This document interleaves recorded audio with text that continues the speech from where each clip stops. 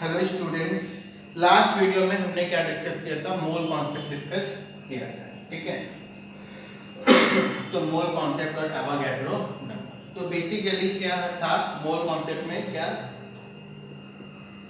1 mole of any substance contains 6.022 into 10 to the power 23 या फिर क्या Na एंटिटीज ऑफ इट, ठीक है। 1 mole of any substance contains 6.022 into 10 to the power 23 entities of it. वो entities ion हो सकती हैं, मॉलिक्यूल्स हो सकते हैं, एटम्स हो सकते हैं, कुछ भी हमारा हो सकता है, ठीक है। तो अब हमने पता था 1 मोल का हमने कॉन्सेप्ट जान लिया था, और ये जो था इसको हम क्या बोलते हैं? Avogadro number, that is Na, N capital A, Avogadro number, ठीक है। अच्छा, अब मोलर मास पे बात करते हैं। किसकी बात करते हैं? मोलर मास, ठीक है। तो mass of 1 mole of any substance is equal to its molar mass। किसी भी सब्सटेंस का 1 मोल का जो मास होगा वो क्या हो जाएगा? मोलर मास होगा। सिंपल सी बात है, किसी भी चीज का 1 मोल का मास क्या हो जाएगा? Molar mass. अब हम मोलर मास लिखते कैसे हैं? जैसे कि सोडियम का बात करें, हाँ, mass of 1 atom of sodium क्या है आपका? 23 यूनिफाइड, है ना। तो mass of 1 mole of sodium, 1 mole of sodium कितना हो जाएगा? 23 ग्राम्स में कन्वर्ट कर दोगे। इसको किस में कन्वर्ट कर दोगे? ग्राम में लिख दोगे, ठीक है। तो 1 मोल में कितना है आपका? 23 ग्राम्स है, ठीक है। 1 मोल में कितना ग्राम है? 23 ग्राम है, ठीक है। और 1 एटम में कितने ग्राम है आपके? 23 यूनिफाइड है। अब 1 एटम में ग्राम कितने वो अब हम लोग निकालेंगे, ठीक है।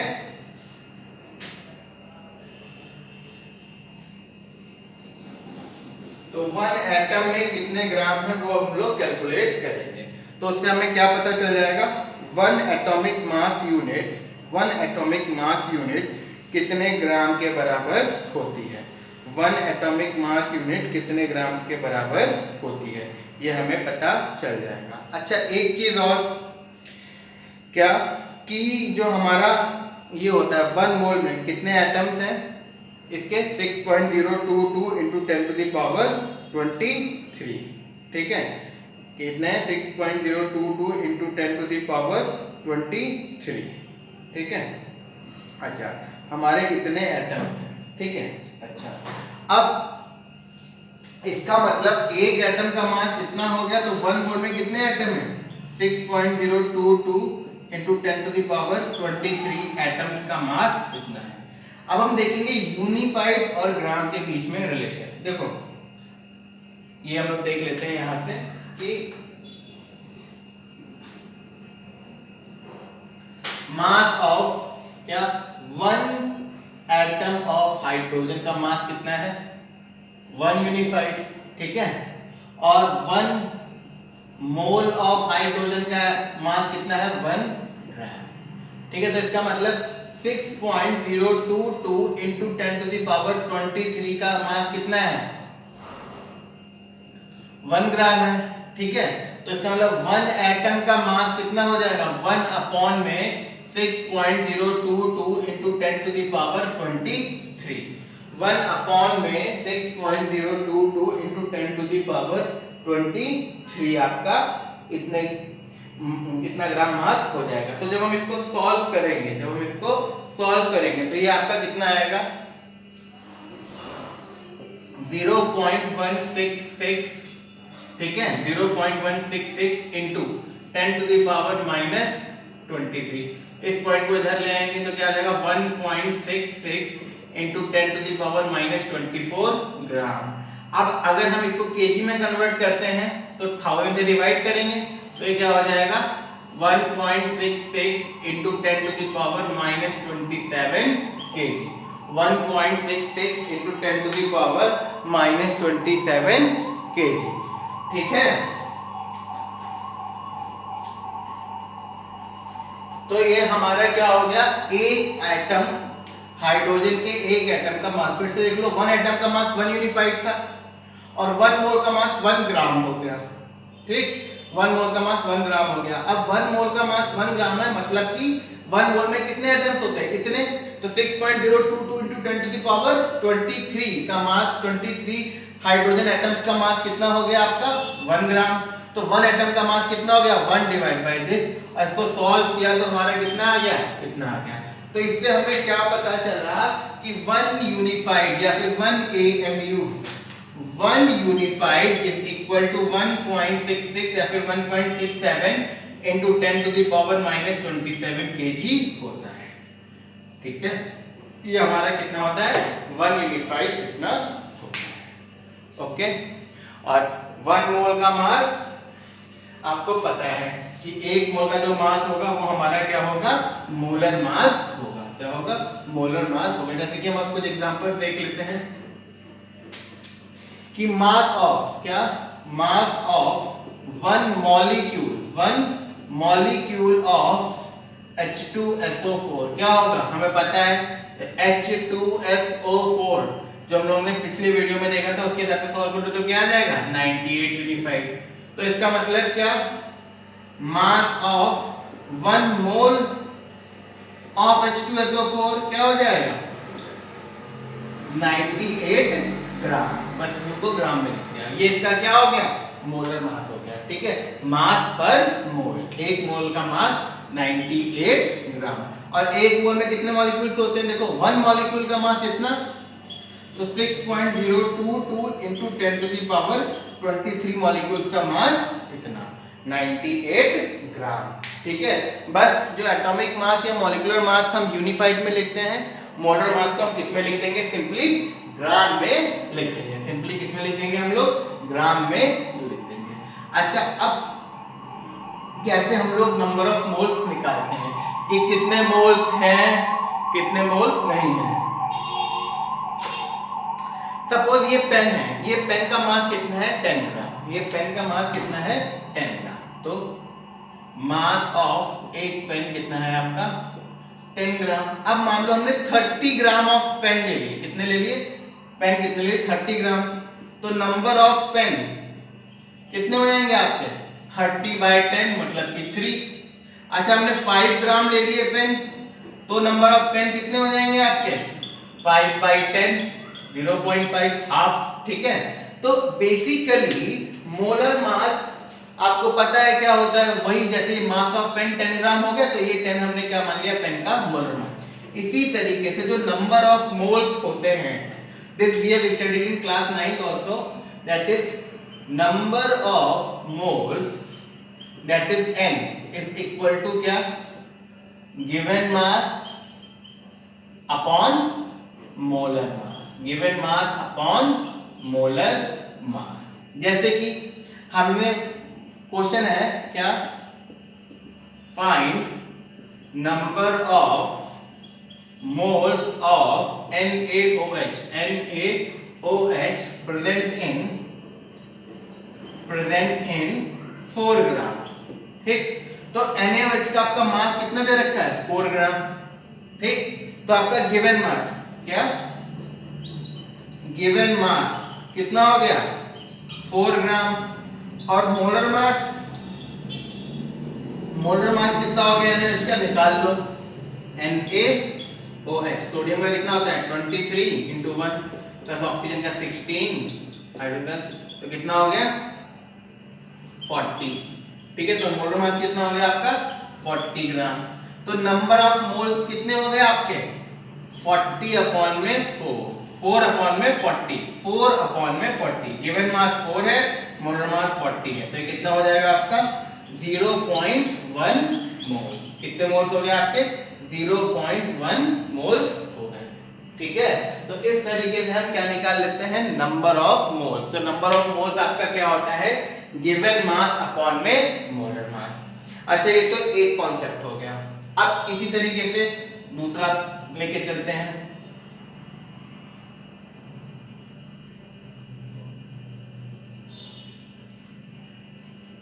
अब दूसरे वाले में हम नंबर ऑफ एटम्स या मॉलिक्यूल्स के बेसिस पे निकालेंगे।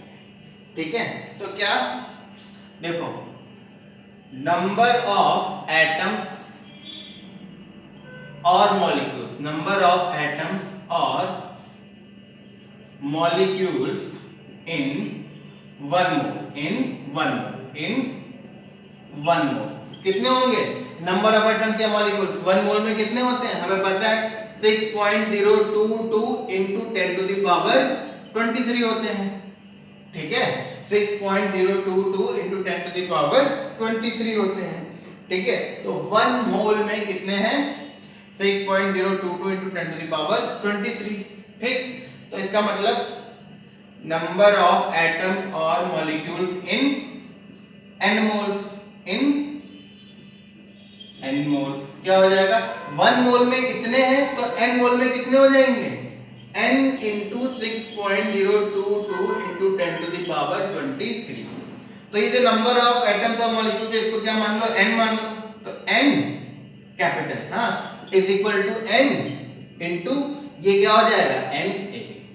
ठीक है, तो इसका मतलब n इज इक्वल टू क्या हो जाएगा? n अपॉन में na। ठीक है, na। ओके, तो ये आपका दूसरा हो गया नंबर ऑफ मोल्स का फॉर्मूला। यहाँ पे जो कैपिटल N है ये क्या है? Number of moles, number of molecules और एटम्स इन n मोल्स, और Na क्या है? नंबर ऑफ एटम्स और मॉलिक्यूल्स इन 1 मोल। ठीक है, और इसको हम क्या बोलते हैं? एवोगैड्रो नंबर बोलते हैं। ठीक है, एवोगैड्रो नंबर बोलते हैं। तो एक तो हो गया n is equal to given mass upon में मोलर मास, एक हो गया n is equal to number of molecules present in n mole upon में एवोगैड्रो नंबर। तो ये क्या हो गया? Given number of atoms upon में एवोगैड्रो नंबर। तो n is equal to given number of atoms upon में एवोगैड्रो नंबर। ठीक है, अच्छा, इसी में एक और आपका आता है, एक और हमारा आता है, वो क्या आता है? वॉल्यूम वाला। क्या? वॉल्यूम वाला। ठीक है, एवोगैड्रो ने ही एक वो दिया था, at standard temperature and pressure. ये हम यहाँ पे लिख रहे हैं, राइटिंग इट ओवर हियर। एक n इक्वल टू ये हो गया और एक n इक्वल टू क्या हो गया? n अपॉन में n। ठीक, दूसरा ये होगा। अब एवोगैड्रो ने एक लॉ दिया था कि नंबर ऑफ मॉलिक्यूल्स के ऊपर की वॉल्यूम ऑफ गैस, क्या? Volume of 1 mole of any gas at standard temperature pressure is equal to 22.4 litre. किसी भी गैस का क्या वॉल्यूम, जब वो कितनी हो? 1 मोल हो, किसी भी गैस का वॉल्यूम 1 मोल पे कितना होगा? 22.4 लीटर एट एसटीपी मतलब स्टैंडर्ड टेम्परेचर प्रेशर, मतलब टेम्परेचर कितना? 298 केल्विन और प्रेशर कितना हमारा? 1 बार। ठीक है, जब आपका प्रेशर 298 केल्विन हो और टेम्परेचर आपका 298 केल्विन हो और प्रेशर आपका 1 बार हो, तो 1 मोल गैस का जो वॉल्यूम होगा वो 22.4 लीटर होगा, चाहे कोई भी गैस हो। जैसे कि 1 मोल ऑफ N2 गैस मतलब नाइट्रोजन गैस एट एसटीपी कितने होगा वॉल्यूम? 22.4 लीटर। ऐसे ही 1 mole of CO2 at STP उसका भी कितना होगा? 22.4 लीटर ही होगा। ओके, तो यहां से देखो 1 मोल ऑफ गैस एसटीपी पे कितना वॉल्यूम ऑक्यूपाई करेगी? 22.4 लीटर ऑक्यूपाई करेगी। ठीक है, तो इसका मतलब at STP at standard temperature pressure 1 mole of gas occupy कितना? 22.4 लीटर। तो इसका मतलब n moles of gas occupy कितना, n into 22.4 litre occupy volume कितना, देखो 1 mole of gas occupy volume 22.4 litre, तो n moles of gas occupy volume n into 22.4, 1 में 22.4 तो n में n इंटू 22.4, तो इसका मतलब volume V is equal to n into 22.4, तो इसका मतलब n इज इक्वल टू क्या हो जाएगा, V अपॉन में 22.4। तो एक फॉर्मूला क्या बन गया, n is equal to V upon में 22.4। ठीक है, यहाँ पे कि V क्या है, volume of gas, volume of n moles of gas, n moles of gas का वॉल्यूम V है, और 22.4 क्या है, volume of 1 mole of gas, volume of 1 mole of gas. ठीक है, अब कई बार हमारा जो क्वेश्चंस आते हैं, हमारे जो क्या आते हैं क्वेश्चंस आते हैं, वो किस टाइप के आते हैं ये हम डिस्कस कर लेते हैं। कई बार जो हमारे क्वेश्चंस आते हैं वो किस टाइप के आते हैं ये अब हम लोग डिस्कस कर लेते हैं। जैसे कि क्वेश्चन क्या आएगा, आपको नंबर ऑफ एटम्स दिए होंगे, ठीक है, नंबर ऑफ एटम्स दिए होंगे और आपको क्या निकालना होगा, या फिर नंबर ऑफ एटम्स या मॉलिक्यूल दिए होंगे, आपको क्या निकालना होगा, वॉल्यूम निकालना होगा। तो क्या करोगे, पहले तो यहां से n is equal to n upon में Na कर लोगे, तो नंबर ऑफ एटम्स यहां पुट कर दिया, Na यहां पुट दिया, तो आपको क्या मिल गया, नंबर ऑफ मोल्स मिल गए।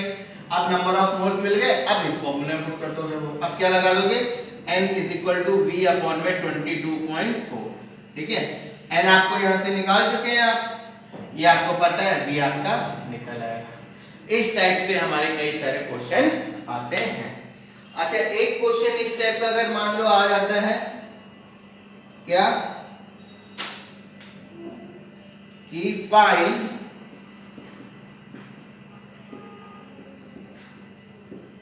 Total number of atoms present in 49 gram of H2SO4। 49 gram of H2SO4 में कितने एटम्स प्रेजेंट हैं। तो सबसे पहले क्या करोगे, H2SO4 का हमें क्या निकालना पड़ेगा, सबसे पहले मोलर मास। तो हम H2SO4 का मोलर मास निकाल लेंगे, हमें पता है H2SO4 का मोलर मास कितना है, सॉल्व करके 98 ग्राम। अब नंबर ऑफ मोल्स निकाल लो, तो n इक्वल टू कितना हो जाएगा, गिवन मास 49 अपॉन में 98। ठीक है, तो कितना आ जाएगा 0.5। ठीक, अब आप क्या निकाल लोगे, नंबर ऑफ मॉलिक्यूल्स निकाल लोगे। ठीक है, क्या निकाल लोगे, नंबर ऑफ मॉलिक्यूल्स निकाल लोगे। तो n इज इक्वल टू क्या है आपका, n अपॉन में Na, तो इसका मतलब n इज इक्वल टू क्या हो जाएगा, n इंटू Na। तो n इज इक्वल टू क्या हो जाएगा, नंबर ऑफ मोल्स आपके कितने, 0.5 into 6.022 into 10 to the power 23। तो आपका नंबर ऑफ मॉलिक्यूल कितने आ गए, 3.011 इंटू 10 टू द पावर 23। क्यों, 1 मोल में आपके कितने थे, Na थे, तो हाफ मोल में कितने हो जाएंगे, हाफ से मल्टीप्लाई कर दिया, ये आपके आ गए। अब हम देखेंगे एटम्स। ठीक है, अब देखो ऐसे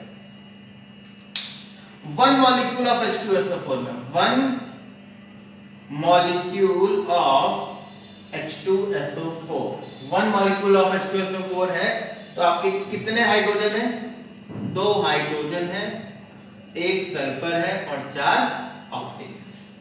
ठीक, तो अब आपके कितने मोल्स आए थे, 0.5। तो इसका मतलब 0.5 मोल्स आए थे, और 0.5 मोल्स में कितने मॉलिक्यूल्स थे, इतने। तो 1 मॉलिक्यूल में इतने, तो अब यहाँ पे n ले लो, तो इसका मतलब n मॉलिक्यूल्स ऑफ H2SO4 में कितने हाइड्रोजन होंगे, 2n हाइड्रोजन होंगे, और 1n सल्फर होगा, और 4n ऑक्सीजन होगा। क्योंकि 1 मॉलिक्यूल में 2, 1 और 4 है, तो n मॉलिक्यूल में n से मल्टीप्लाई हो जाएगा। तो टोटल कितने हो गए? 4 और 2 6 और 1 7। तो 7n एटम्स हो गए टोटल। उसमें 2 एटम हाइड्रोजन के, 2n एटम हाइड्रोजन के हैं, 1n एटम सल्फर के हैं और 4n एटम ऑक्सीजन के हैं। ठीक है, तो ये हमारे क्या निकला है? Total number of atoms. और n की वैल्यू हमें पता है कितनी आई है? 3.011 into 10 to the power 23। ठीक है, तो इस तरीके से कुछ क्वेश्चंस आएंगे, नंबर ऑफ एटम्स निकालने को आएंगे, नंबर ऑफ मॉलिक्यूल्स निकालने को आएंगे। तो ये क्वेश्चन हम लोग कर लेंगे। ठीक है, और बाकी क्वेश्चन जब हम लोग एक्सरसाइज करेंगे तो उसमें वी विल डिस्कस। ठीक है, तो ये हमारा मोल कॉन्सेप्ट कंप्लीट हो गया। ठीक है, इससे रिलेटेड आप लोग क्वेश्चंस ट्राई करना। अब जो हम लोग के टॉपिक्स बचे हैं वो नेक्स्ट वीडियो में आपके कवर होंगे। ठीक है, तो उसमें अब हम लोग क्या क्या पढ़ेंगे? एक तो एम्पिरिकल फॉर्मूला पढ़ेंगे, empirical formula and molecular formula. ठीक है, एक ये पढ़ेंगे। दूसरा हम लोग क्या पढ़ेंगे?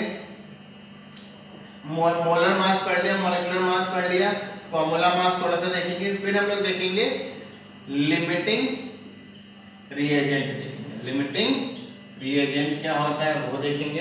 फिर हम लोग कंसंट्रेशन देखेंगे, उसमें क्या? Mass percentage,